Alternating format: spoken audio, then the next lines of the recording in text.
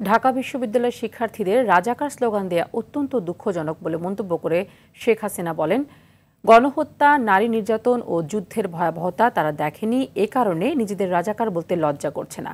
রাজধানীর তেজগাঁওয়ে প্রধানমন্ত্রী কার্যালয়ে বার্ষিক কর্মসম্পাদন চুক্তি স্বাক্ষর এবং শুদ্ধাচার পুরস্কার প্রদান অনুষ্ঠানে এসব কথা বলেন প্রধানমন্ত্রী। শেখ হাসিনা আরও বলেন, দুর্নীতিকে কোনোভাবেই প্রশ্রয় দেয়া হবে না, দুর্নীতিবাজদের বিরুদ্ধে কঠোর ব্যবস্থা নেওয়া হচ্ছে। আরও জানাচ্ছেন আতিকুর রহমান। সানবিট সব দিবে সামাল। সানবিট ম্যাজিক প্রেস ডিশওয়াশিং এর মাথা ঘোরানো সলিউশন।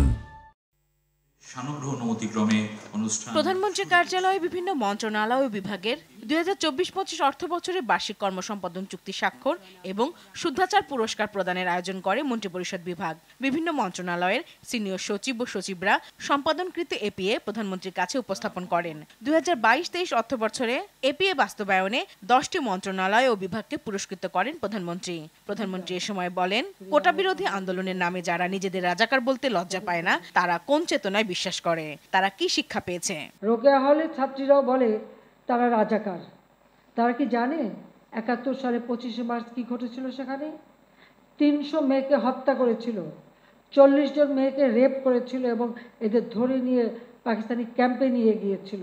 এইসব অত্যাচার, রাস্তায় লাশ পড়ে থাকে, এরা দেখেনি, তাই নিজেদের রাজাকার বলতে তাদের লজ্জা হয় না। স্লোগান দেয়, এটা কোন দেশে আমরা আছি? এরা কি চেতনায় বিশ্বাস করে, কি শিক্ষা তারা নিল, কি তারা শিখলো, সেটাই আমার এখন প্রশ্ন। দুর্নীতির বিরুদ্ধে সরকারের জিরো টলারেন্স নীতি বাস্তবায়ন এবং সুশাসন প্রতিষ্ঠায় সবাইকে আন্তরিকভাবে কাজ করার তাগিদ দেন প্রধানমন্ত্রী।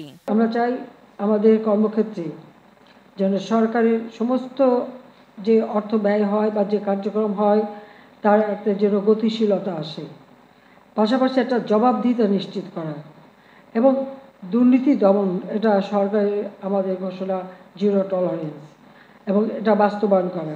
যারাই দুর্নীতির সাথে জড়িত হবে তাদের ভিতরে যথাযথ ব্যবস্থা নেওয়া হবে। সরকারি কি বদনাম হবে না হবে সেটা আমি কেয়ার করি না। এ সময় দ্রব্যমূল্য যেন নিয়ন্ত্রণে থাকে সেদিকে সংশ্লিষ্ট মন্ত্রণালয়কে নজরদারি বাড়ানোর নির্দেশনা দেন সরকার প্রধান। ইতিমধ্যে আমরা যে ব্যবস্থা নিয়েছি, খাদ্য বান্ধব কর্মসূচি বাস্তবায়ন করে যাচ্ছি। প্রায় 50,10,000 পরিবারের মাঝে স্বল্প মূল্যে খাদ্য বিতরণের ব্যবস্থা নেওয়া হয়েছে। মূল্যস্ফীতিটা নিয়ন্ত্রণে আনা একটা কষ্টকর হয়ে গেছে। কেউ যেন কোনো রকম চক্রান্ত করে খাদ্যের দাম বাড়াতে না পারে, নজরদারিটা বাড়াতে হবে, পাশাপাশি উৎপাদনটাও বাড়াতে হবে। আগস্টে বন্যা হওয়ার সম্ভাবনা জানিয়ে স্থানীয় প্রশাসনকে সব ধরনের প্রস্তুতি নেওয়ার নির্দেশনাও দেন প্রধানমন্ত্রী।